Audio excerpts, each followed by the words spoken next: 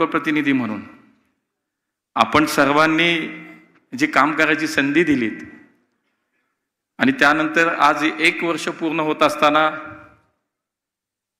या 1 वर्षामध्ये मी नेमकं काय काम केलं, मगाशी उल्लेख झाला की स्वर्गीय रामभाऊ म्हाळगी सारख्या आमच्या पक्षातील आमचे ज्येष्ठ मार्गदर्शक, ज्यांच्या विचारावरती आम्ही पार्टी म्हणून पक्ष म्हणून कार्यकर्ते आम्ही नेहमी त्यांचा आदर्श डोळ्यासमोर ठेवून काम करतो, ते रामभाऊ म्हाळगी असे म्हणायचे की लोकप्रतिनिधीला जनसंपर्क कार्यालय आणि निवडून आल्यानंतर लोकांना कामाचा अहवाल त्यांनी सादर करणं हे क्रमप्राप्त आहे आणि ते आवश्यक आहे आणि ते आपण सगळ्यांनी केलं पाहिजे।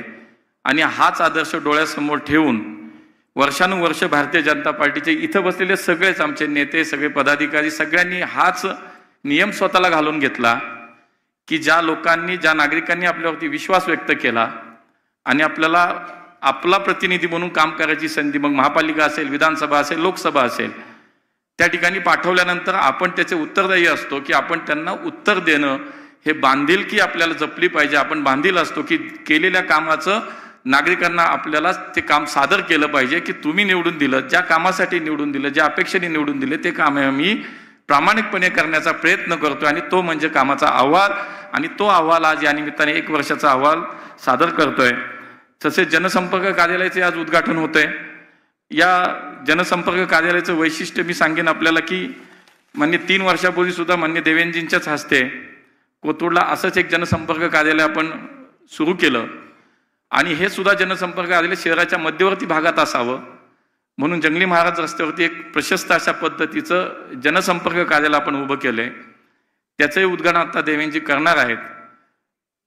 मला सांगायला आनंद वाटतो की लोकप्रतिनिधी म्हणून सगळेच आम्ही हे लोकांना त्यांच्या अपेक्षेनुसार, त्यांच्या इच्छेनुसार जे आवश्यक आहे ते काम करण्यासाठी तर निश्चितपणे आमची वचनबद्ध असतो, पण त्यासाठी काहीतरी यंत्रणा लागते, काहीतरी सिस्टीम लागते आणि म्हणून जनसंपर्क कार्यालय अत्यंत महत्त्वाचं त्याच्यातलं एक साधन आहे। आणि म्हणून पुण्यात आता खासदार म्हणून, मंत्री म्हणून जे काय आम्ही पार्टी म्हणून जे काही कार्यालयाचा विचार आम्ही केला तर 24 तास आता पुण्यातलं जनसंपर्क कार्यालय, खासदार जनसंपर्क कार्यालय 24 तास आता पुण्यामध्ये चालू राहणार आहे। आणि मगाशी राजेशनी सांगितलं तसं ते म्हणाले की अनेक वेगवेगळ्या प्रकारच्या सुविधा त्या ठिकाणी उपलब्ध असतील। मग आता स्वतंत्रपणे 2 जी काही मंत्रालयाची कामं आहेत, सहकार आहे आणि सिव्हिल एव्हिएशन आहे, याचं सुद्धा तिथे काम चालेल। या ठिकाणी रेल्वे, तीर्थयात्रांच्या संदर्भातलं एक वेगळं मदत केंद्र असेल। केंद्र सरकार, राज्य सरकार, महानगरपालिकेच्या अनेक योजना नागरिकांच्या ज्या आहेत त्याच्या संदर्भातलं एक स्वतंत्र मदत केंद्र आहे। त्याशिवाय महाई सेवा केंद्र तिथं 24 तास चालू असणार आहे। नोकरी स्वयंरोजगारच्या विषयातला एक स्वतंत्र कक्ष त्या ठिकाणी आहे। एक स्वतंत्र वैद्यकीय कक्ष आपण त्या ठिकाणी चालू करतोय। दिव्यांग नागरिकांसाठीचा एक कक्ष त्या ठिकाणी असेल। शैक्षणिक विभाग व शिष्यवृत्ती मार्गदर्शन केंद्र त्या ठिकाणी असेल। शिवाय आपण जो जनता दरबार आता चालू केला की साहेब आम्ही निवडून आल्यानंतर हा विचार केला की जेव्हा महापौर होतो तेव्हा सुद्धा की सातत्यानं लोकांशी संवाद आपला साधला गेला पाहिजे। खरं तर तो काळही खूप अवघड होता, कोविडचा काळच नेमका होता। तर लोकांना लोकप्रतिनिधी म्हणून आपण निश्चितपणे लोकांशी संवाद आपला असला पाहिजे म्हणून आम्ही सोशल मीडियाचा त्यावेळेला वापर खूप केला आणि एक इंटरॅक्टिव्ह अशा पद्धतीचं मग फेसबुक असेल, इन्स्टा असेल, त्यावेळेला जे जे करता आलं ते आम्ही सातत्यानं जवळपास 28 महिने आम्ही तो कार्यक्रम दर महिन्याला राबवला।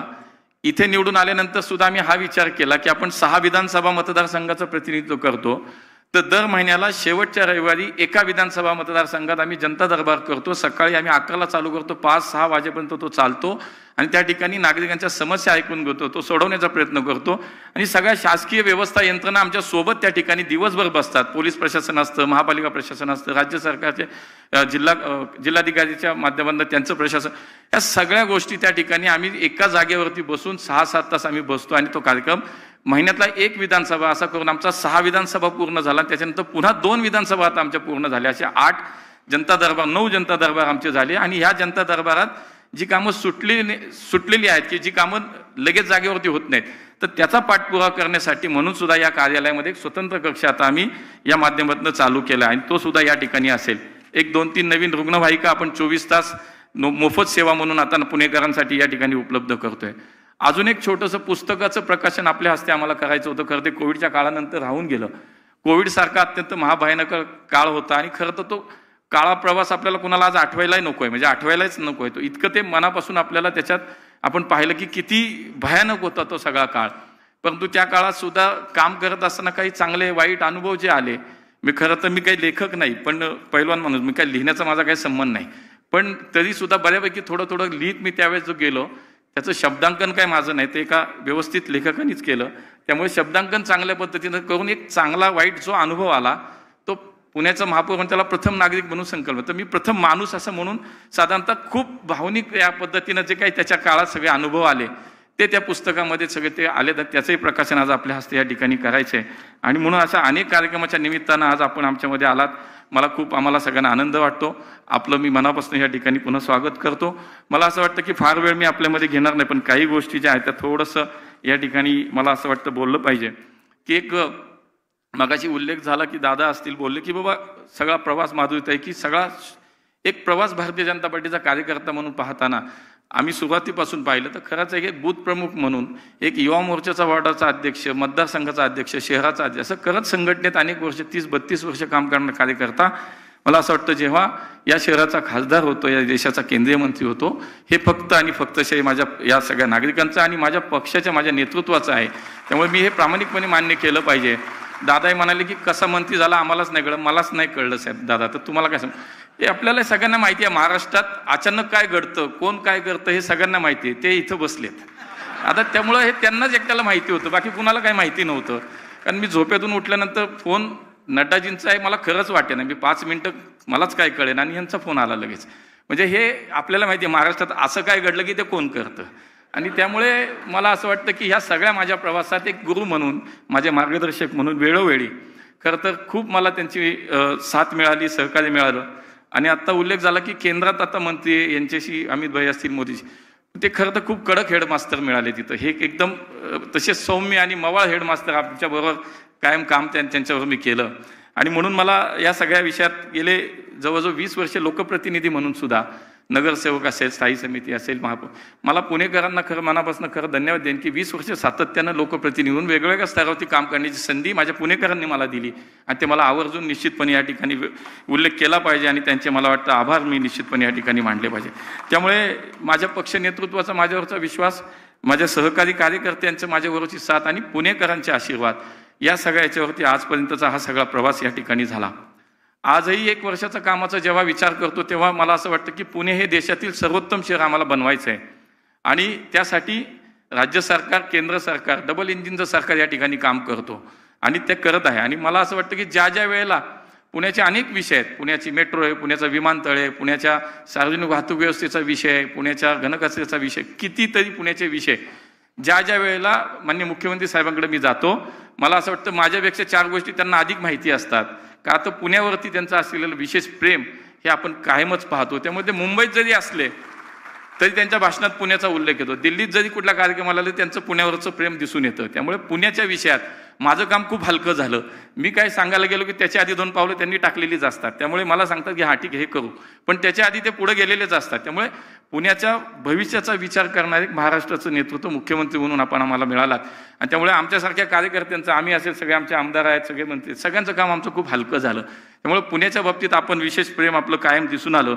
आणि म्हणून आम्हा मंडळींना पुण्याच्या विषयात कुठलंही काम हे अडचणीचं वाटत नाही. आणि म्हणून आज मला असं वाटतं की पुणे कुणी काही म्हणू, मला असं वाटतं की राजकीय टीकाटिप्पणी होत राहते, पण मला असं वाटतं आजही गेले सातत्यानं 8-10 वर्ष या देशातलं मोस्ट लेवल सिटी म्हणून पुणे, सर्वोत्तम राहण्याचं शहर म्हणून पुणे पहिल्या आणि दुसऱ्याच क्रमांकावरती आहे. आणि म्हणून मला असं वाटतं की ते शेवटी कुणी 1-2 नाही करत, आपण सगळ्यांनी मिळून केल्यानंतर असं मला वाटतं की हे सगळं यश आपल्या सगळ्यांचं आहे. आणि म्हणून आज हे सगळं काम करत असताना 2 महत्त्वाची खाती मिळाली, दादांनी उल्लेख केला. आणि या सगळ्या खात्यामध्ये काम करत असताना मी निश्चित हा विचार करतो की शेवटी कुठेही देशभरामध्ये प्रवास झाला, फिरलो, तरी सुद्धा शेवटी जिथून मी निवडून आलो, जिथं माझ्या लोकांनी माझ्यावरती प्रेम केलं, त्यांच्यामुळे मी जिथे निवडून गेलो, तर शेवटी त्याला प्राधान्य, प्राथमिकता ही कायमच आयुष्यभर राहणार आहे. पुढचं माहीत नसतं काय हातात आहे नाही आहे, कुणालाही माहीत नसतं. पण मला असं वाटतं राजकीय क्षेत्र हे एकमेव असं क्षेत्र की त्याच्या इतकी अनिश्चितता कशातच नाही. आणि त्यामुळे हे पुढचं काही नाही, पण आज जे मला मिळालं की जेव्हा मला माझ्या पक्षाने, माझ्या नेत्यांनी मला जे काम करायला किंवा पुणेकरांनी, तर माझा एवढाच प्रयत्न राहील की जी जी जबाबदारी दिली ती प्रामाणिकपणे पार पाडली पाहिजे, त्याच्यावरती काम केलं पाहिजे. आणि म्हणून मला असं वाटतं की हे सगळं जे काम झालं 1 वर्षामध्ये काम त्या अहवालाच्या स्वरूपात येईलच, मी काय फार त्याच्यामध्ये बोलणार नाही. पण मी मगाशी म्हणालो तसं वरती काम करताना खूप काही गोष्टी शिकायला मिळतात, खूप काही अनुभव येतात आणि दिसायला खूप छान वाटतं बाहेर की मंत्री बाबा काय हवा केंद्रात मंत्री, गाडी घोडा. पण मी मगाशी म्हणलो इथले हेडमास्टर आमचे मवाळ होते, सौम्य होते. थोडं काही चुकलं तरी थोडं काही नाही, थोडं कधीतरी 1-2 वेळा नाही गेलं तर नाही बोलले की टेन्शन यायचं, तुम्ही माझ्याशी का नाही बोलले, मला टेन्शन आलं. पण ते समजून घ्यायचं आपलं काहीतरी गडबड आहे, पण ते दुरुस्त आपण केलं की ते सगळं जागेवर यायचं. पण तिथं मात्र इतके कडक मास्तर आहेत. मला एकच उदाहरण मी फक्त सांगेन की ज्या वेळेला नुकतंच शपथविधी झाला आणि 6-7च दिवस झाले होते. मागच्या एका कार्यक्रमात मी कुठं मी फार वेळ घेत नाही, 5 मिनिटात संपवतो.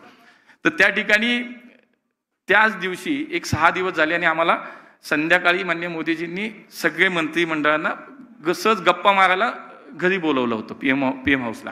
पण त्याच दिवशी सकाळी दिल्ली विमानतळावरती एक छत कोसळलं होतं आणि दिल्ली विमानतळाचं छत कोसळलं होतं आणि त्याच दिवशी संध्याकाळी आम्हाला सगळ्यांना बोलवलं होतं आणि सगळे राज्यमंत्री होते, कॅबिनेट मिनिस्टर नव्हते. कारण राज्यमंत्र्यांनाही कुठंतरी बाबा त्यांच्यासोबत संवाद करावा, त्यांची थोडी भीती कमी व्हावी, असा कुठंतरी उद्देश त्यांचा होता. आणि सहज अशा एकदम अगदी इन्फॉर्मल गप्पा मारायला सुरुवात झाली. प्रत्येकाला सांगत होते की तुझी मिनिस्ट्री सांगा आणि तू हे सांग की काय काय काम मिनिस्ट्रीत गेला का, रिव्ह्यू घेतला का, ब्रीफिंग घेतलं का, कसं वाटलं काय, आणि सांगा म्हणून. माझ्या वेळेला मी म्हटलं की माझ्याकडे सिव्हिल एव्हिएशन आणि सहकार.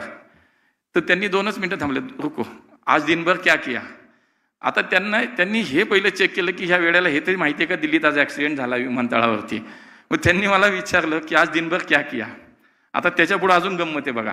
आता तुम्हाला वाटत असं सोपं आहे काम, अजिबात नाही आहे.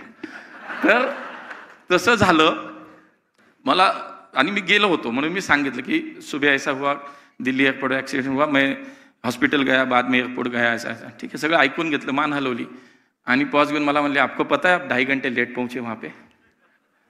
आता असं म्हटल्यानंतर मला वाटलं अरे कुठून इथं आलो मी, काय करणं, आपला कार्यक्रम झाला वाटतं. ही जी पद्धत आहे. शिवाय त्याच्यानंतर आता परत एक 8-10 महिने झाले असतील हरियाणातल्या एका एअरपोर्टचं उद्घाटन होतं आणि खरं तर शेजारी बसायचं म्हटलं नको वाटतं. तुम्ही तिकडं बघा मी इकडं बघतो, असंच असतं सगळं ते.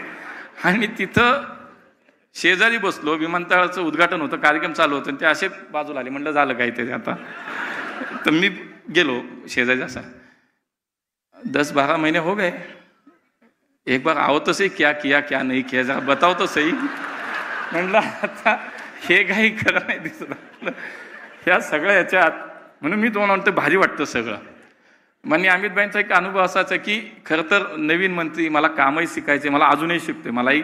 नाहीतर आपणही सगळे बघतो की हे काही संबंध नाही, एका महापालिकेच्या क्षेत्रातनं देशाचं क्षेत्र बघायचं म्हणजे हे काही माझं काम इतकं सोपं मला वाटलं ते त्याच्यापेक्षा जास्त अवघड निघालं. आणि आमचं विश्वविद्यालयाचं, त्रिभुवन विश्वविद्यालयाचं बिल होतं, लोकसभेत त्यांनी मांडलं. आता लोकसभेत आणि राज्यसभेत, लोकसभेत झालं ते राज्यसभेत येतं आणि लोकसभेत जसं बिल मांडून झालं त्यांनी मला बोलावून घेतलं आणि मला सुन राज्यसभा मी तुझे बिल रखना है, रिप्लाय भी तुझे करना है. माझ्या पोटातच गोळा आला. अरे तर माझा कार्यक्रम सुरू झालाय त्याच्या आधी संपायचा. मनातल्या मनात म्हणलं साहेब तुम्ही का रिस्क घेताय, काय रिस्क घेताय तुम्ही, मेहनतही होत्या.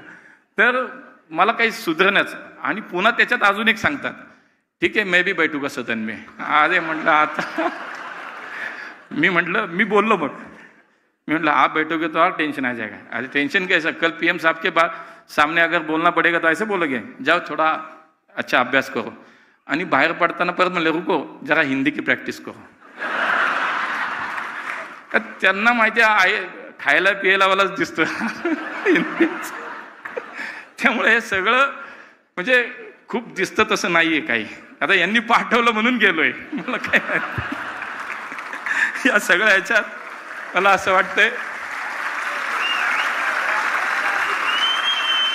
पण मला याचा आनंद वाटतो की मी एक माझ्या पक्षातला असा सर्वसामान्य कार्यकर्ता आहे की जसं मी म्हणाल की सहकाराचं मला खातं दिलं, पण माझं सहकाराचं नातं मी 2 मिनिटात सांगेन की या सहकाराचा मी आज देशाचा मंत्री मला केलं, पण माझं सहकाराचं नातं आहे की जिल्हा सहकारी बँकेमध्ये माझ्या वडिलांनी 35 वर्ष शिपाईची नोकरी केली, हे माझं नातं आहे. आणि ते मला साखर कारखान्यांना महाराष्ट्रात यांनी सांगितलं, यांनी साहेबांनी दिले 10,000 कोटी रुपये केंद्राकडनं घेऊन दिले आणि अनेक साखर कारखाने आणि सगळे ती लोक सगळी मंडळी दिल्लीत भेटायला येतात, साहेबांनी सांगितलंय तुला भेटायला असं तसं सगळं. पण मला ते आठवतं की माझ्या वडिलांनी रसाचं गुऱ्हाळ चालवलं आणि तोच गुऱ्हाळाचा रस घेऊन आम्ही ट्रे घेऊन भाऊ दोघं वेगवेगळ्या ठिकाणी रस द्यायला जायचो. आणि आज ते सहकाराचं नातं याचं एकच कारण आहे, ते म्हणजे भारतीय जनता पार्टी. मला दुसरं काही नाही. मला असं वाटतं माझ्या पक्षाने माझ्यासारख्या कार्यकर्ता, आणि सगळी मोठी मालिका आहे, सगळेच तसले आहेत, कोणीच नाही असं, सगळेच आमच्यात तसेच आहेत. इथं परिवारवाद नसतो, इथं जो काम करतो त्याला संधी दिली जाते. आणि म्हणून मला खूप आनंद वाटतो. माझ्या पुणेकरांनी खूप भरभरून प्रेम दिलं, भरभरून प्रेम केलं.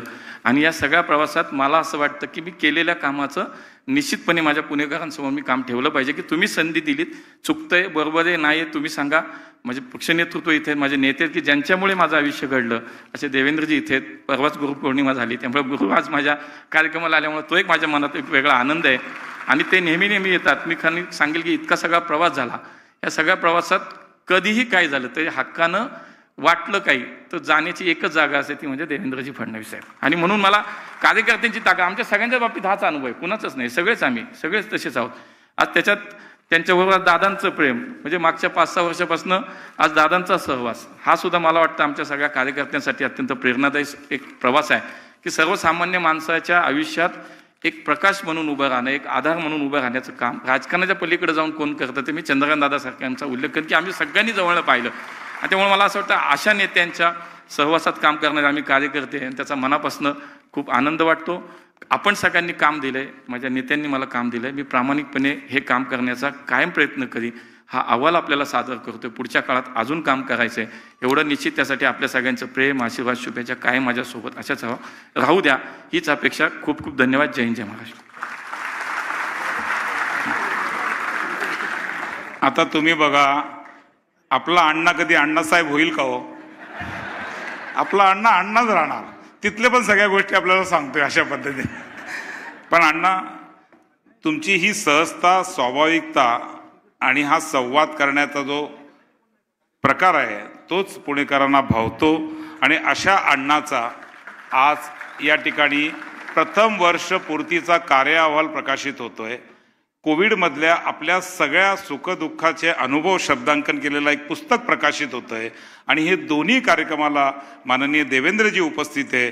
फक्त एकच गोष्ट देवेंद्रजी सांगतो, तुम्ही मुंबईत आहात, आम्ही पुणेकर आहोत, पण गेली 4-5 दिवस झाले पुणेकर तुम्हाला सोशल मीडियावर खूप डोक्यावर घेऊन नाचतायत.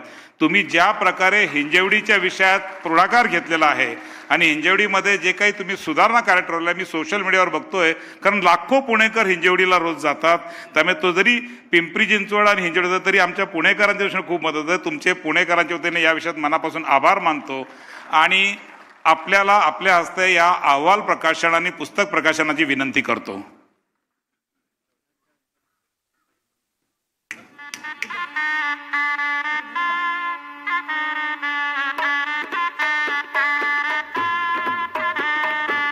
मी मोनिका वहिनींना विनंती करतो की त्यांनी वरती यायचंय. मोनिका वहिनींना विनंती करतो की त्यांनी अहवाल प्रकाशन कार्यक्रमाला वरती यायचंय.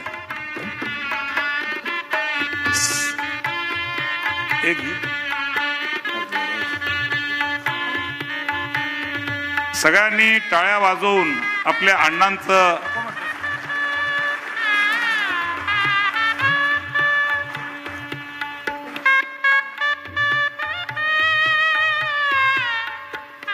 बोलो, भारत माता की, भारतीय जनता पार्टीचा कार्य अहवाल आणि पुस्तक दोन्हीचं प्रकाशन आज या ठिकाणी होत आहे. आता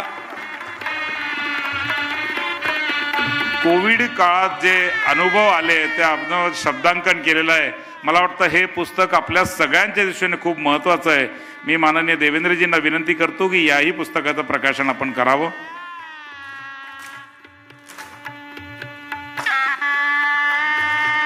आपल्याला ते दिवस आठवले की आपल्या सगळ्यांच्या अंगाला एका अर्थाने काटे येतात, कारण अशा अनुभवातून आपण सगळेजण त्या ठिकाणी गेलेलो आहोत. अशा काळात पुण्याचं नेतृत्व मुरलीधर अण्णांनी केलं आणि त्यामुळे एका अर्थाने प्रथम माणूस असं ज्या पुस्तकाला एकदम असं संवेदनशील नाव दिलेलं आहे त्या पुस्तकाचंही प्रकाशन या ठिकाणी होत आहे. आता आपण ज्याची वाट बघतोय असं आदरणीय देवेंद्रजींचं मार्गदर्शन या ठिकाणी होईल आणि त्यानंतर राष्ट्रगीत होईल. त्यानंतर या ठिकाणी एक नाटक असल्यामुळे आपण लगेच सभागृह रिकामा करू. मी माननीय देवेंद्रजींना विनंती करतो की आपण आम्हाला मार्गदर्शन करावं. आदरणीय देवेंद्रजी.